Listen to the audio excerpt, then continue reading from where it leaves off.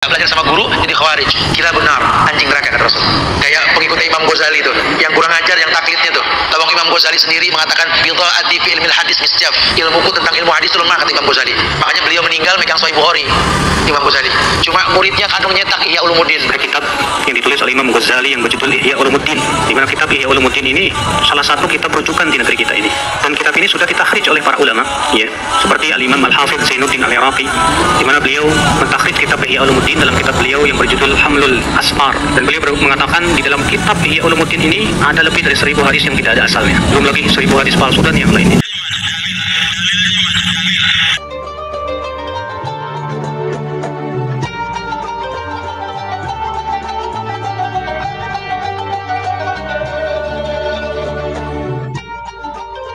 Assalamualaikum warahmatullahi wabarakatuh. Bismillahirrahmanirrahim. Alhamdulillahirrabbilalamin. Wabihi nasta'in wa ala umri dunya waddin. Assalatu wassalamu ala asyrafil anbiya wal mursalin Sayyidina Muhammadin wa ala alihi wa sahbihi ajma'in. Amma ba'du. Bapak Ibu sahabat Cahayati yang dirahmati Allah, di kesempatan kali ini kita jumpa lagi dengan kami di channel YouTube kami Cahayati 80. Mudah-mudahan kita senantiasa mendapatkan lindungan dan rahmat dari Allah, mendapatkan taufik dan hidayahnya, mendapatkan ridho dan inayahnya, dimudahkan segala urusannya, dilancarkan rezekinya dan dikabulkan hajatnya. Amin ya rabbal alamin. Tak lupa kami ucapkan terima kasih kepada Bapak Ibu pemirsa, sahabat yang telah mendukung dan mensubscribe kami. Jazakumullahu ahsanul jaza. Dan bagi pemirsa yang baru menemukan channel kami, baru bergabung, silakan klik tanda tombol subscribe-nya, nyalakan tanda loncengnya, klik tanda jempolnya, dan tinggalkan komentar di bawah video ini. Sahabat Cahayati yang dirahmati oleh Allah, di kesempatan kali ini kami akan membawakan sebuah video untuk para sahabat dan para pemirsa.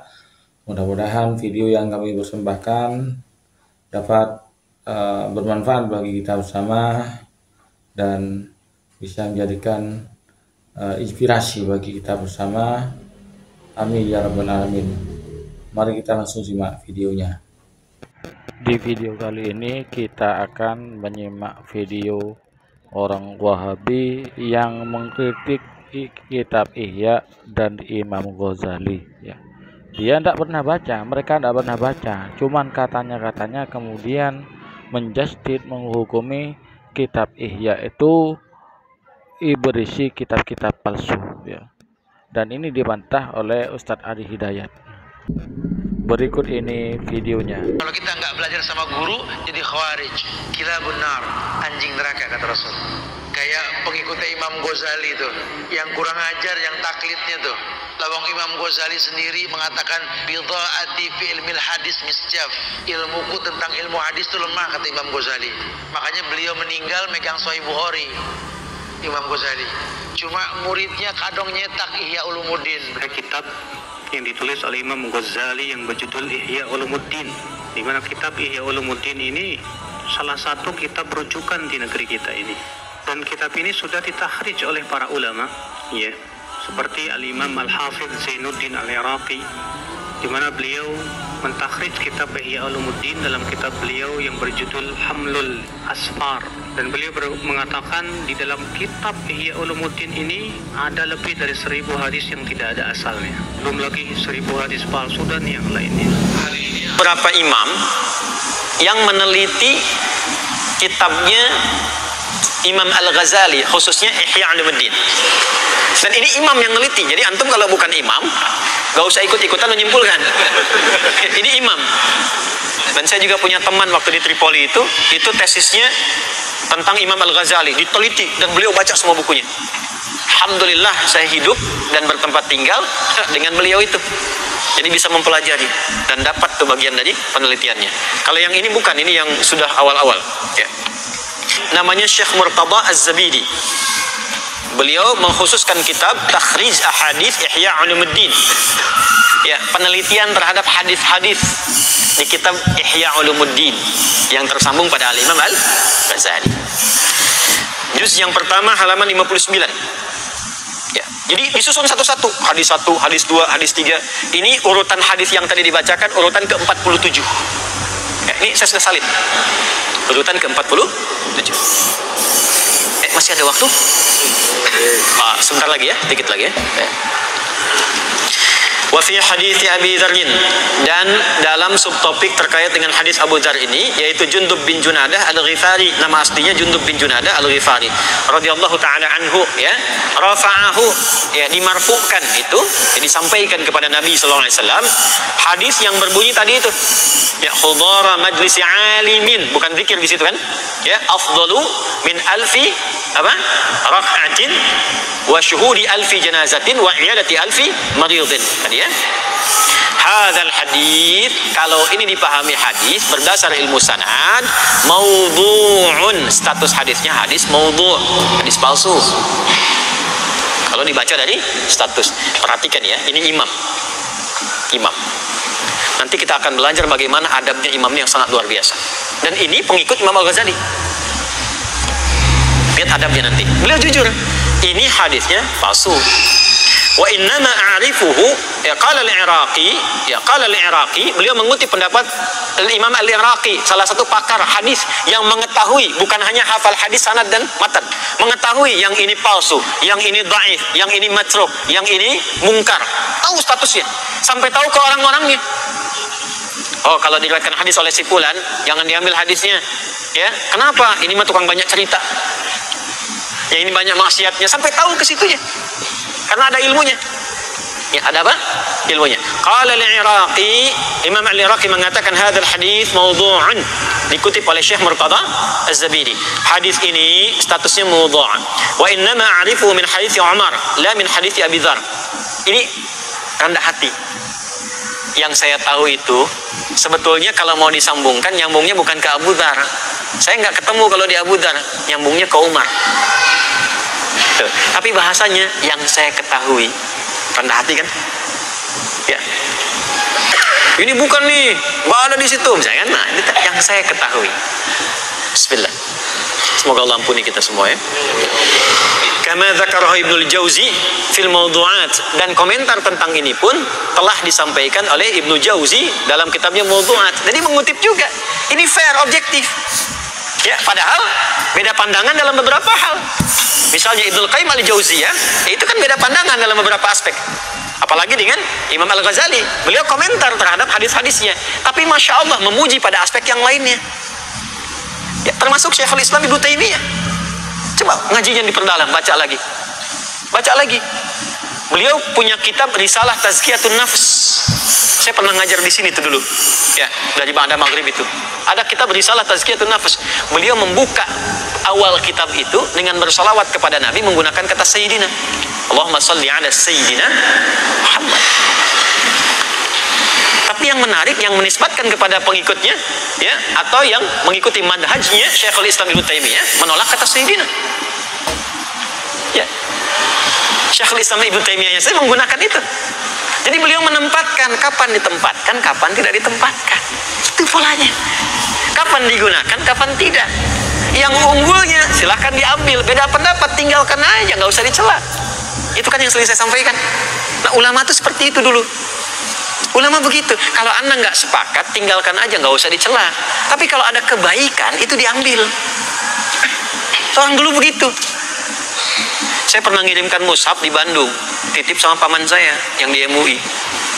Begitu disampaikan, senang pengurusnya. Alhamdulillah, Masya Allah, Pak Kiai mushaf. Dari mana mushaf ini? Ustaz Adi Hidayat. Ambil aja, bidah itu katanya. Suruh diambil lagi. Saya bilang musibah ini. Mushaf disebut bidah. Musibah. Dan saya cek ternyata nggak kenal. Saya nggak kenal mereka, mereka pun nggak kenal saya. Coba Anda bayangkan, pada yang belum kenal pun dibidahkan. Padahal belum pernah ketemu, belum pernah nanya. Tuh. Karena itu saya sering menyampaikan, dari dulu saya sampaikan. Ya, kalau ada beda pendapat, duduk, lalu diskusi. Kalau kemudian sifatnya yang usul, perbaiki. Kalau pada yang furu'iyat beda-beda sedikit karena pilihan, karena bismillah, karena kunut, karena apa, saling menghormati. Setelah itu disampaikan kepada masyarakatnya atau jamaahnya. Oh, si fulan itu kalau pakai ini, dalilnya ini. Kita nggak pakai itu karena kita pakai yang ini. Ini yang kita yakini, itu lebih bagus. Kalau semua demikian tuh jadi baik, alhamdulillah. Ustadz duduk, ada database-nya, jadi tahu mau ngaji ke sini, pakarnya di bidang ini. Foto sama-sama, jamaahnya tenang, alhamdulillah. Itu yang bagus. Ya, sekalipun sunnatullah selalu ada penilaian-penilaian itu, tapi saya mengajarkan pada Anda harus selalu menghormati orang lain. Belajar yang baik, jangan mudah kemudian apalagi mencela orang lain. Saya tidak pernah mengajarkan Anda untuk mencela orang. Walaupun beda pendapat, sekalipun salah, ditunjukkan dengan cara yang baik. Jelas ya? Baik. Saya selesaikan dulu sebentar sebelum berakhir. Faqala, kenapa ini disebut dengan maudhu'? Rawa Muhammad bin Ali ibnu Umar al-Mudzakkar. Nah, di sini ada orang bernama Umar al-Mudzakkar. Umar al-Mudzakkar ini dikomentari oleh Abu Bakar al-Khatib. Syekh Abu Bakar al-Khatib ini juga begawan di bidang hadis. Sangat mengetahui sanad hadis. Matruk. Status orangnya matruk. Jadi ada mungkar, ada matruk, ada maudhu', itu beda. Kalau mungkar itu biasanya dijauhi karena orang yang diduga meriwayatkan hadis ini terduga berpotensi banyak berbuat maksiat. Walaupun mungkin informasinya benar, mungkin, tapi hadisnya nggak diambil supaya tidak menjadi aib kepada Rasulullah. Kok bisa hadis disampaikan oleh pemabuk misalnya? Jelas ya? Supaya nggak jadi fitnah. Saking ketatnya demikian. Maka cari jalan lain yang mendapatkan informasi serupa, dicari dari orang baik yang tidak terjerat oleh sifat-sifat mungkar. Nah, matruk ini biasanya disampaikan hadisnya oleh orang-orang yang awalnya seringkali bercerita dan ceritanya sering ngarang. Sedangkan mengarang cerita itu kan, yang dikarang itu kadang nggak benar kan? Ya, bahasa tegasnya itu dusta. Ya, nah, hadis itu nggak bisa dipakai dalam hal demikian. Karena nggak boleh mengarang-ngarang. Nah, untuk antisipasi, jangan mengambil hadis itu dari pendongeng, dari tukang cerita. Kenapa? Karena kadang-kadang ada yang nggak bisa dibedakan mana cerita, mana hadis. Karena itu hadisnya ditinggalkan. Ditinggalkan itu turika, orangnya matruk, tinggalkan itu supaya nggak terjebak pada sesuatu yang mungkin saja bukan hadis tapi cerita. Kalau pengen tahu, jangan langsung disimpulkan cerita orangnya, maka cari jalur lain. Ada nggak hadis itu? Dicari jalur lain, itu adabnya. Jelas? Yang ketiga maudhu'. Maudhu' itu jelas palsu. Dari kata wudi'a, wada'a, meletakkan, membuat hadis yang memang bukan hadis. Contoh, tapi disamarkan. Afdalud dahri bi faisil laili kujifa wa kurifa wa ubina hatta karusa udamuhu fa idza bukhila fadriba unuhu thalatha marat hatta utiha rawahu syaikhan. Kalau antum belajar nahwu, benar semua tuh kalimatnya. Syaikhan, Bukhari dan Muslim. Padahal maksudnya bukan itu, cuman disamarkan. Afdalud dahri, dahar yang paling afdal, bifaisil laili, dengan pais lele. Kucipa, kasih kecap sedikit, wa kuripa, tambahkan kerupuk, hatta karusa udangu, sehingga terasa udangnya. Fa idza bukhila, apabila kabehelan, kasalah. Faduriba unukuhu, maka pukulah punduknya, telah tamarot 3 kali, hatta utiha, sampai dia muntah. Rawahu syaikhan. Ya, ini kalimat disampaikan 2 orang syekh, orang tua, namanya Pak Asep dan Pak Dayat. Dulu ada orang suka nyamar-nyamarkan bikin hadis palsu. Motifnya banyak, tapi disamarkan kalimatnya. Ya, dulu tukang terong tuh ada jualan terong itu supaya laku, dimiripkan dengan hadis tentang air Zam-Zam. Bazinjan dawaun likulida, terong obat segala penyakit, supaya laku terongnya. Nah, itu maudhu'. Nah, ini statusnya pada maudhu'. Kenapa? Karena ada orang matruk. Nah, teruskan sebentar ya, supaya nggak sepotong-sepotong pemahamannya, agak cepat saya. Nah, dia terima dari siapa? Qala haddatsana Ishaq, ya, bin Ja'ad, haddatsana Ahmad bin Abdullah Al-Harawi. Nah, di sini problemnya. Al-Harawi ini nama aslinya Juwaibari. Saya sudah punya catatannya. Nah, Juwaibari ini dikomentari oleh Imam Ahmad bin Hanbal. Imam Ahmad itu hafal 1 juta hadis, punya kitab Al-Musnad. Kata Imam Ahmad, akdzabun nas, ini orang paling dusta di antara manusia. Banyak bohongnya. Haddatsana Ishaq bin Najih, haddatsana Hisham ya bin Hasan, haddatsana Muhammad bin Sirin, haddatsana Ubaidah. Nyambung ke sini, Ibnu Salmani an Umar bin Al-Khattab radhiyallahu taala anhu. Nah, ini sanad yang tersambung ke Umar, jadi bukan dari Abi Dzar. Tapi yang tersambung ke Umar pun ada masalah karena ada Al-Juwaibari yang diduga mendustakan hadis ini. Paham? Jadi dari segi sanad bermasalah. Tapi apakah isinya bermasalah? Ini. Ternyata teman-teman sekalian, ya Bapak dan Ibu sekalian, ternyata yang riwayat Umar ini, ja'a rajulun minal ansari ila Rasulullah sallallahu alaihi wasallam wa ana syahidun. Umar mengatakan, waktu saya hidup dulu ada seorang pemuda dari Ansor datang ke Nabi. Saya menyaksikan itu, dia berkata, ya Rasulullah, idza hadartu janazatan wa hadara majlis alimin ayyuhuma ahabbu ilaik. Ya Rasulullah, kalau satu momen ada meninggal, ada orang meninggal, ada kesempatan mengikuti jenazah itu, dari mulai menyolatkan, ya sebelumnya mengafani, menyolatkan sampai mengantarkan ke kuburan. Tapi sisi lain ada majlis ilmu. Menurut Anda mana yang paling utama, ya mana yang paling disukai oleh Anda ya Rasulullah?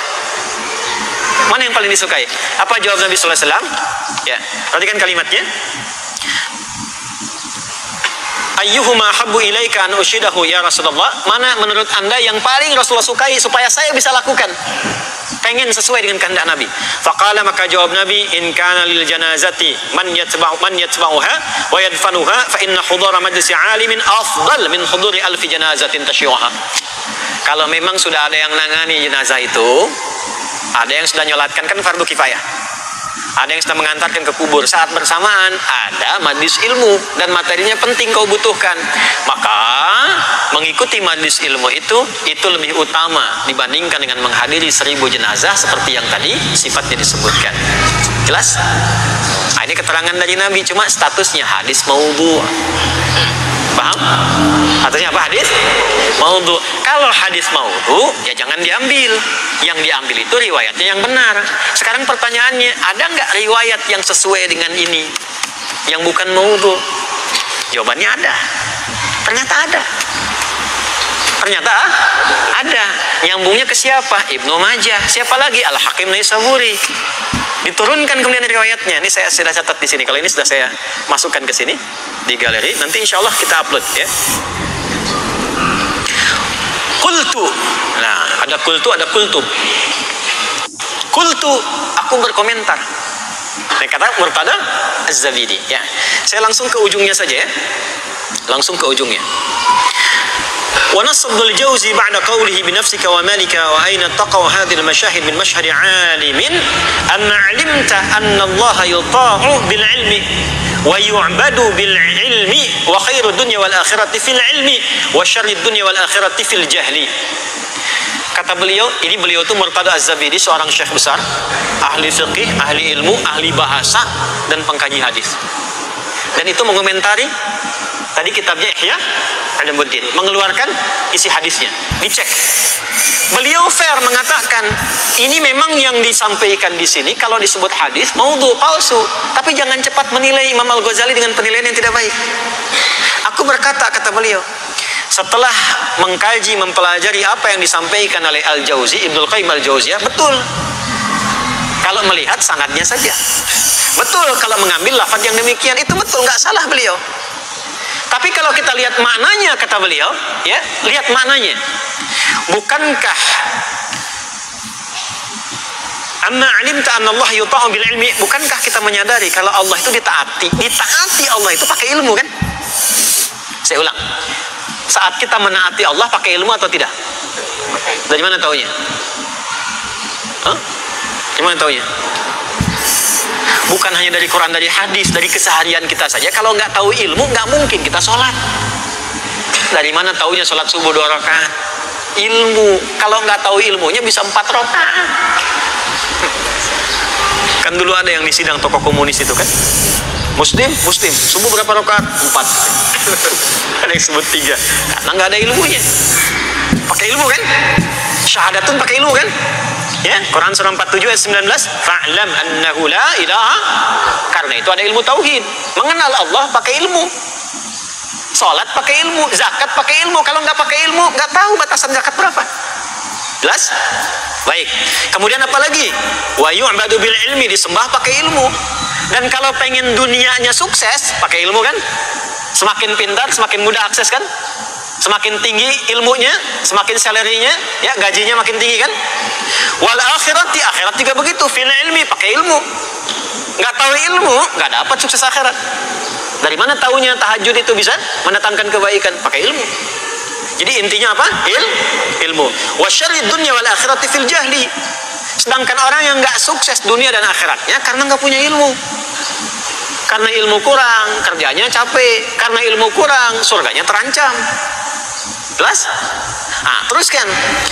Ini bahasa halus sekali, bahasa halus. Ini kan yang dibahas ini isinya tentang keutamaan ilmu. Ini jangan karena menyimpulkan ini maudhu salah nih, tiba-tiba ditinggalkan amalannya. Tidak, cek dulu. Kalau memang isinya bagus, tentang yang bagus, kalaupun dia bukan bagian dari hadis, cukup jangan posisikan sebagai hadis. Ambil aja isinya, cuma jangan nilai sebagai hadis. Jelas? Itu maksudnya. Nih gini. Makan saat lapar, berhenti sebelum kenyang. Pernah dengar itu? Itu bukan hadis, hadis palsu. Itu cerita. Di buku saya ada yang menjual hadis populer, itu saya bahas. Itu cerita, bukan hadis. Tapi itu kalimat yang benar. Bahkan di ilmu kedokteran pun bagus. Caranya bagaimana? Ya jangan anggap sebagai hadis. Ambil aja isinya, tapi jangan sebut itu hadis. Boleh jadi itu kata-kata mutiara, itu nasihat. Saking bagus kalimatnya dikira dari Nabi, gitu. Pernah dengar kalimat ini? Ya, ikhtilafu ummati rahmat. Perbedaan umat itu rahmat. Pernah dengar? Itu hadis palsu. Bukan hadis. Hadis palsu. Cuman maknanya dipelajari untuk diamalkan supaya saling toleran. Jangan dikit-dikit beda, dari perbedaan itu bermusuhan. Assalamualaikum, beda manhaj. Waalaikumsalam. Jangan begitu. Jelas? Nah ini maksudnya Syekh Murtado itu.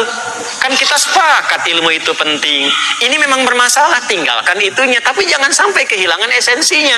Apalagi mencela penulisnya. Betapa banyak orang-orang sekarang yang ilmunya tuh menurut saya, mohon maaf ya, masih tipis sekali. Kok bisa mencela Imam Al-Ghazali? Imam Al-Ghazali begini.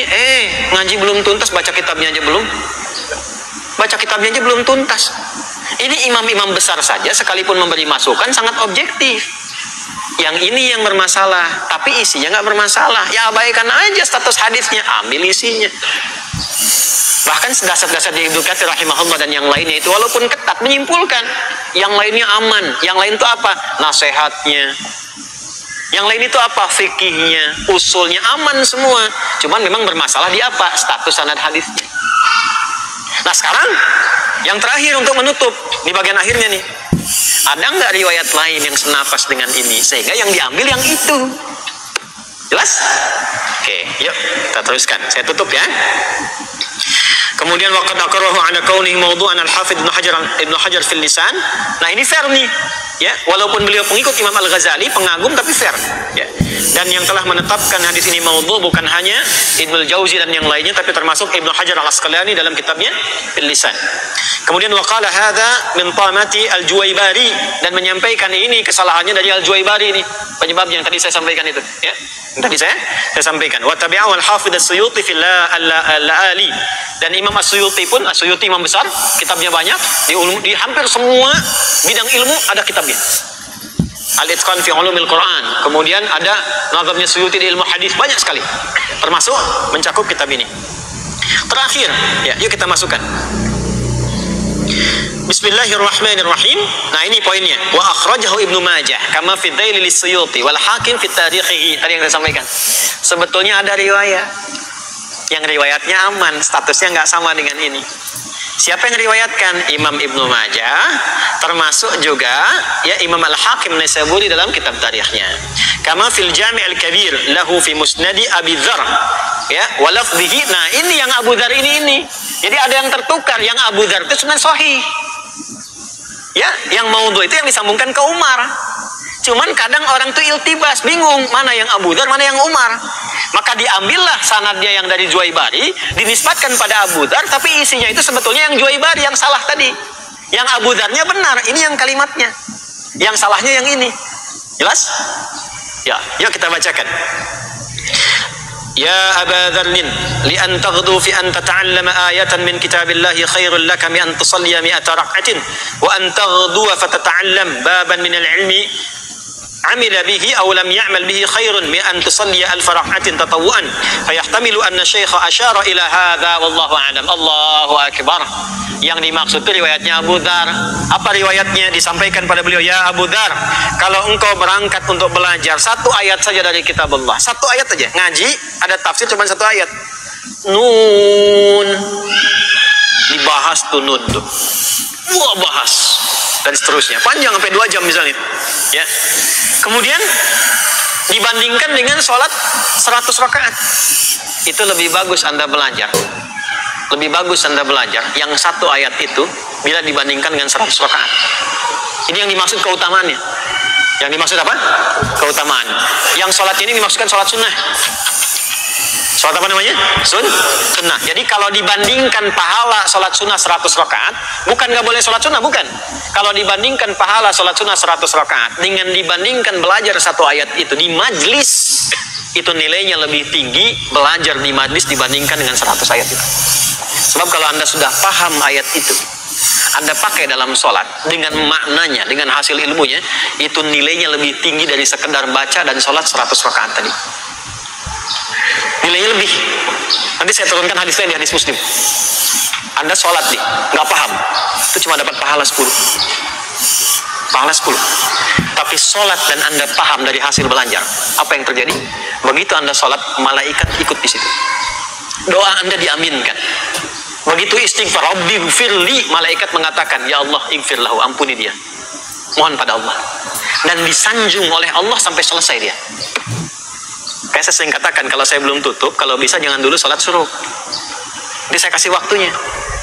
Supaya apa? Sifat-sifat ini menyertai. Apa hadisnya? Di hadis Muslim. Majtama'a qaumun fi baitin min buyutillahi yatluna kitab Allah wa yatadarasunahu fima bainahum illa ghasyiathum rahmah nazalat alaihimus sakinah wa hafathumul malaikah wa dzakarahumullahu fiman indah atau kama qala Rasulullah SAW. Itu hadisnya sahih. Nggak ada orang ngaji belajar sampai selesai Anda sholat, sampai bubar selesai, kecuali pada saat itu diturunkan oleh Allah ketenangan. Makanya kalau ngaji yang benar hati tenang. Baik. Setelah itu malaikat ikut kumpul. Jika antum sholat, malaikat ikut di situ. Ya, nanti antum baca, diaminkan. Makanya kan ada hadis, man sholat ta'minuhu ta'minal malaikah. Siapa yang sholat aminnya bersamaan dengan amin malaikat. Tuh. Kapan itu terjadi? Kalau jamaah, sifat jamaah di mana? Di majlis. Jamaah itu di majlis. Nah, tapi ada orang yang ikut majlis begini, sholat habis itu. Makanya kalau mau pulang, sholat dulu. Terus doa. Itu diaminkan. Istighfar, dimohonkan ampunan kepada Allah. Itu sifatnya. Nah, itu adanya di riwayat sahih, nyambungnya ke Abu Dzar. Sahih yang ini. Ya, kita teruskan lagi.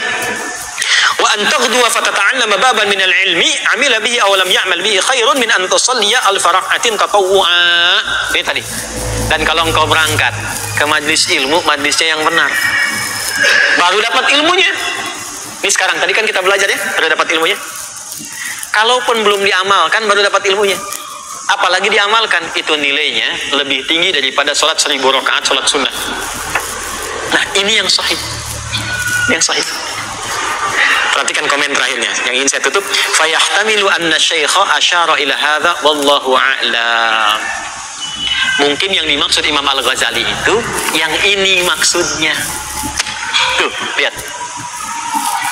Betapa sopannya muridnya ini. Betapa sopan. Beliau ingin mengatakan Imam Al-Ghazali belum tentu salah di situ. Belum tentu salah, cuman akses beliau kepada hadis ini mungkin nggak dapat. Jadi meriwayatkan dengan makna, karena hadis boleh diriwayatkan dengan makna, maka diambillah maknanya. Orang sekarang salah paham. Dilihat jalur sanadnya, begitu dicek, oh ini hadisnya palsu nih, jangan dekati kitab Imam Bukhari. Ini levelnya imam yang menilai. Boleh jadi Imam Al-Ghazali nggak dapat akses ke sanad itu, maka diriwayatkanlah dengan maknanya, karena hadis boleh diriwayatkan dengan apa? Dengan makna, maka diambillah makna yang sahih ini diterapkan kepada rawinya Abu Dzar. Itu sahih, maknanya sahih, orangnya sahih. Cuman ketika dituliskan lafadznya itu nyambungnya ke lafadz yang maudhu tadi. Jelas gak? Ya, itu problemnya. Kalau kita ngaji sampai sini kita paham. Nah, Hadlatul Syekh Muhammad Hashim mengerti itu. Makanya yang beliau ambil apa? Langsung redaksinya, redaksi makna. Diambil redaksi makna itu, dikembalikan kepada Abu Dzarnya. Masukkan ke sini, lengkap dengan pemaknaan tadi. Sahabat Cahayati, Bapak Ibu yang dirahmati oleh Allah, demikianlah konten yang kami persembahkan pada kesempatan kali ini. Mudah-mudahan bermanfaat, menjadi tambahan wawasan, tambahan pengetahuan bagi kita bersama. Amin ya rabbal alamin. Dari kami kurang lebihnya mohon maaf. Hadallahu yakum. Assalamualaikum warahmatullahi wabarakatuh.